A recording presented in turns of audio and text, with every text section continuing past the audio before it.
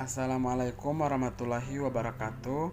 Perkenalkan, nama saya Amir Yunus dari akuntansi kelas B, akan menjelaskan materi tentang obligasi. Sebelum masuk ke materi, terlebih dahulu kita mengetahui tujuan dari materi tersebut. Yang pertama, definisi obligasi dan pihak yang berhak menerbitkan obligasi. Kedua, alasan menerbitkan obligasi dan peringkat obligasi. Ketiga, obligasi yang dijual tanpa ada batas waktu. Keempat, spot interest rate dan nominal yield dan current yield serta yield to maturity.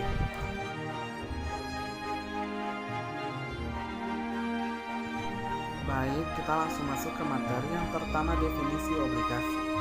Obligasi merupakan suatu surat berharga yang dijual kepada publik, di mana di sana dicantumkan berbagai ketentuan yang menjelaskan berbagai hal seperti nilai nominal, tingkat suku bunga, jangka waktu, nama penerbit, dan beberapa ketentuan lainnya yang terjelaskan dalam undang-undang yang disahkan oleh lembaga yang terkait. Menurut Frank Z. Fabozzi, secara umum, harga sebuah obligasi dapat ditulis sebagai berikut. P sama dengan C per 1 tambah R tambah C per 1 tambah R pangkat 2 tambah C per 1 tambah R pangkat 3 tambah C per 1 tambah R pangkat N tambah M per 1 tambah R pangkat N. Atau P sama dengan N sigma T sama dengan 1 C per 1 tambah R pangkat 1 tambah M per 1 tambah R pangkat N, di mana P sama dengan harga dalam jenis mata uang seperti rupiah, dolar, yen, dan lainnya. N sama dengan periode dari nomor atau angka yang menyebutkan tahun waktu.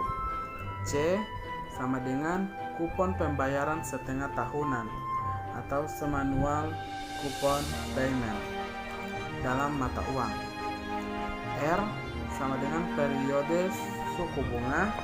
M sama dengan nilai jatuh tempo maturity value. T sama dengan periode waktu ketika pembayaran diterima. Berikut yang kedua, pihak yang berhak menerbitkan obligasi. Obligasi diterbitkan oleh pihak-pihak yang memiliki legalitas dari segi hukum. Karena ini menyangkut dengan pertanggungjawaban di kemudian hari, seperti persoalan ketidakmampuan menyelesaikannya dan sebagainya. Ada beberapa pihak yang menerbitkan obligasi, yaitu perusahaan, pemerintah negara bagian. Di Indonesia sering dijelaskan dengan Pemda, pemerintah asing, dan perusahaan asing. Berikut alasan bagi sebuah perusahaan menerbitkan obligasi. Pada saat sebuah perusahaan menerbitkan obligasi, ada beberapa alasan yang mendasari atau keuntungan yang akan diperoleh, yaitu penetapan bunga obligasi biasanya tidak terlalu tinggi. Biaya dalam penerbitan atau mencetak obligasi adalah lebih murah dibandingkan dengan menerbitkan saham, karena menerbitkan saham hitungnya adalah per lot dan satu lot adalah 500 lembar. Pada saat obligasi dilakukan dan dijual ke publik, maka jika terjadi kendala dalam pembayaran obligasi, perusahaan bisa menyelesaikan dengan mengalihkan pemegang obligasi menjadi pemegang saham yang biasa dikenal dengan obligasi konversi, yaitu beda jenis dan karakteristik obligasi. Berikut peringkat obligasi. Obligasi yang dijual ke publik dalam perspektif para pembeli melihatnya berdasarkan peringkat atau rating. Peringkat tersebut menggambarkan para kredibel dan prospek layaknya obligasi tersebut dibeli untuk dijadikan salah satu current asset perusahaan. Beberapa lembaga peringkat atau rating agency yang ada di dunia, misalnya Moody's Investor Service, Standard & Poor's Corporation, Duff & Phelps, Fitch Investor Service, dan lain-lain. Sedangkan lembaga pemeringkat rating agensi yang ada di Indonesia seperti PT Pemeringkat Efek Indonesia atau Pevindo, PT Kasmik, dan lain-lain. Berikut obligasi dijual tanpa ada batas waktu. Jika pergerakan obligasi terjadi dalam pergerakan yang stabil atau dengan kata lain tumbuh dengan tanpa ada kendala dan permasalahan serta obligasi tersebut diperjualbelikan tidak memiliki batas waktu, maka kita dapat menulis dengan formula seperti di bawah ini. OTB sama dengan G per 1 tambah R pangkat 1 tambah G per 1 tambah R pangkat 2 tambah G per 1 tambah R pangkat 3 tambah G per 1 tambah R pangkat 4 tambah G per 1 tambah R pangkat 5 tambah G per 1 tambah R pangkat infinity atau terhingga. Keterangan OTB sama dengan obligasi tanpa batas waktu, G nilai obligasi, R tingkat keuntungan yang diharapkan dengan penetapan suku bunga yang ditentukan.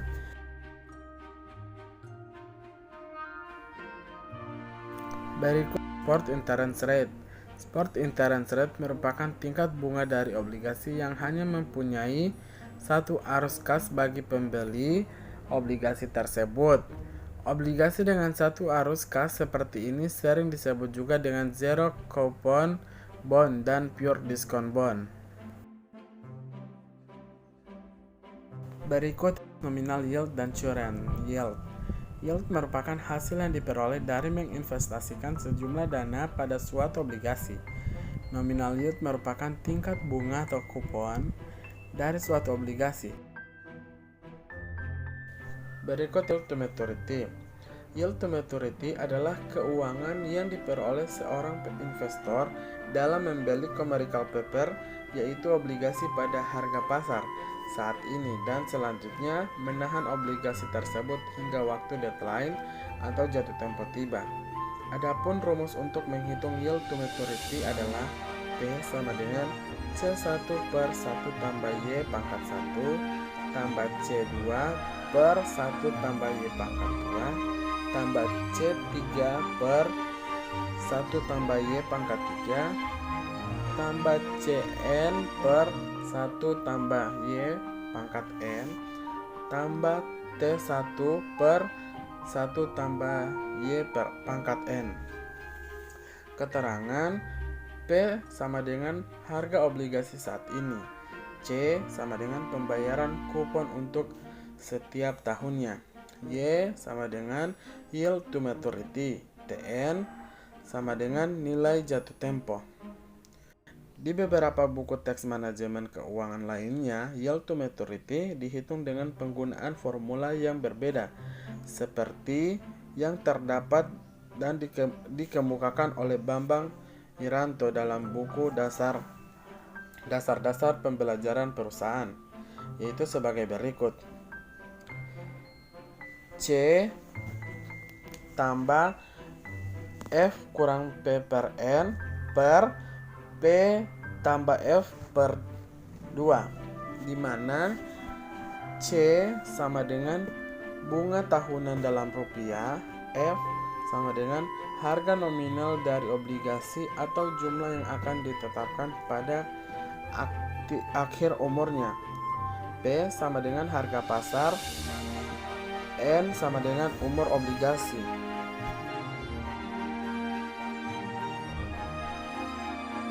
Berikut contoh soal yang pertama. Berdasarkan analisis yang dilakukan, maka diketahui bahwa umur obligasi PT Aulia Pertama adalah 10%, di mana bernilai nominal sebesar 5 miliar dan harga pasar yang berlaku adalah 4,5 miliar dan membayar bunga obligasi adalah sebesar 5% setiap tahunnya. Maka berdasarkan data tersebut, kita dapat menghitung besarnya rate of return dari obligasi tersebut apabila dipertahankan sampai hari jatuh temponya, sama dengan C tambah F kurang P per N per P tambah F per 2 sama dengan 5% kali 5 miliar tambah 5 miliar kurang 4.500.000.000 per 10 per 4.500.000.000 tambah 5 miliar per 2 sama dengan 5% kali 5 miliar tambah 500 juta per 10 per 4.500.000.000 tambah 5 miliar per 2 sama dengan 5% kali 5 miliar tambah 50 juta per 4.500.000.000 tambah 5 miliar per 2 sama dengan 250 juta tambah 50 juta per 9 juta per 2 sama dengan 300 juta per 4.750.000.000 rupiah sama dengan 0,063158 atau disederhanakan 6,3158%.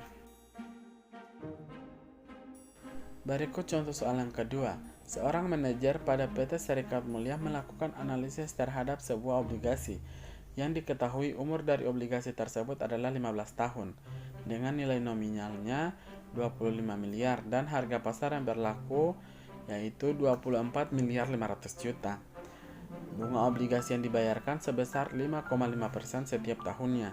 Dari data tersebut, maka hitunglah besar rate of return dari obligasi tersebut apabila dipertahankan sampai hari jatuh temponya, yaitu sama dengan C tambah F kurang P per N per P tambah F per 2 sama dengan 5,5% kali 25 miliar tambah 25 miliar kurang 24.500.000.000 per 15 per 24.500.000.000 tambah 25 miliar per 2 sama dengan 5,5% kali 25 miliar tambah 500 juta per 15 per 24.500.000.000 tambah 25 miliar per 2 sama dengan 5,5% kali 25 miliar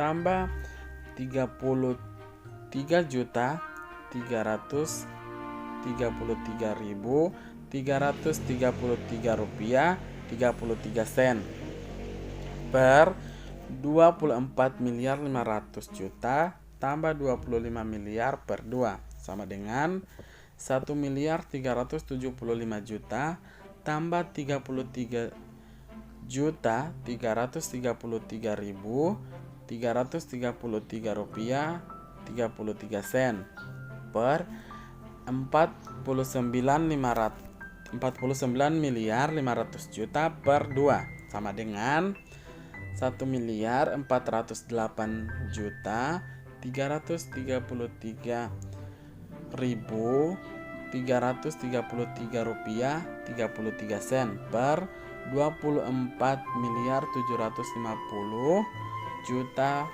rupiah sama dengan 0,05690 atau disederhanakan 5,690%.